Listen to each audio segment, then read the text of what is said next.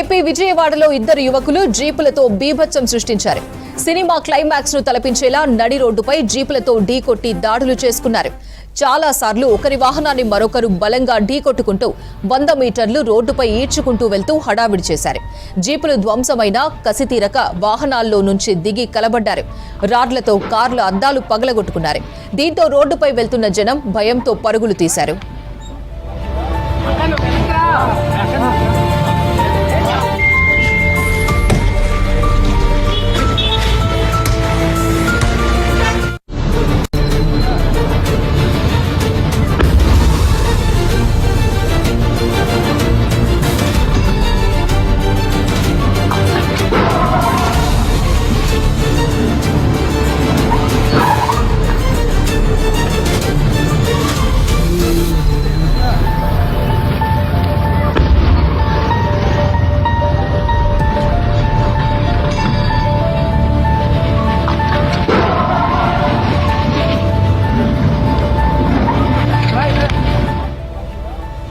కృష్ణా జిల్లా పెనమలూరు మండలం తాడిగడపకు చెందిన లింగమనేని రోహిత్ బీటెక్ చదువుతున్నాడు.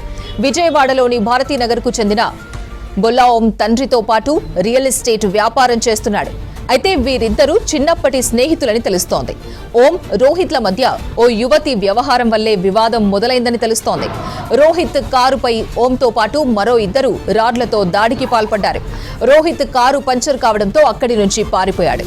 పోలీసులు ఓంతో పాటు మరో ఇద్దరిని అరెస్ట్ చేశారు. పరారీలో ఉన్న రోహిత్ కోసం గాలిస్తున్నారు పోలీసులు.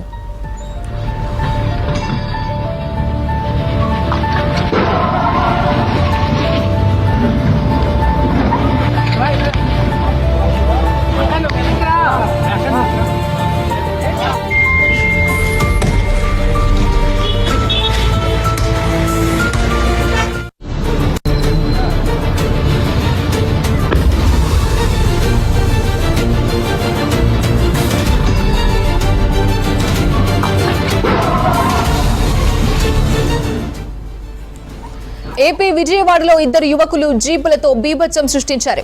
సినిమా క్లైమాక్స్ ను తలపించేలా నడి రోడ్డుపై జీపులతో ఢీకొట్టి దాడులు చేసుకున్నారు. చాలా సార్లు ఒకరి వాహనాన్ని మరొకరు బలంగా ఢీకొట్టుకుంటూ 100 మీటర్లు రోడ్డుపై ఈడ్చుకుంటూ వెళ్తూ హడావిడి చేశారు. జీపులు ధ్వంసమైన కసితీరక వాహనాల్లో నుంచి దిగి కలబడ్డారు.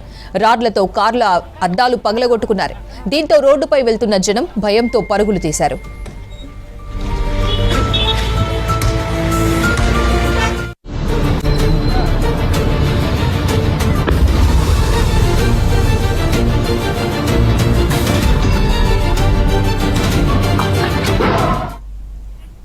కృష్ణా జిల్లా పెనమలూరు మండలం తాడిగడపకు చెందిన లింగమనేని రోహిత్ బీటెక్ చదువుతున్నాడు. విజయవాడలోని భారతీనగర్ కు చెందిన బొల్లా ఓం తండ్రితో పాటు రియల్ ఎస్టేట్ వ్యాపారం చేస్తున్నాడు. అయితే వీరిద్దరూ చిన్నప్పటి స్నేహితులని తెలుస్తోంది. ఓం, రోహిత్ల మధ్య ఓ యువతి వ్యవహారం వల్లే వివాదం మొదలైందని తెలుస్తోంది. రోహిత్ కారుపై ఓంతో పాటు మరో ఇద్దరు రాడ్లతో దాడికి పాల్పడ్డారు. రోహిత్ కారు పంచర్ కావడంతో అక్కడి నుంచి పారిపోయాడు. పోలీసులు ఓంతో పాటు మరో ఇద్దరిని అరెస్ట్ చేశారు. పరారీలో ఉన్న రోహిత్ కోసం గాలిస్తున్నారు పోలీసులు.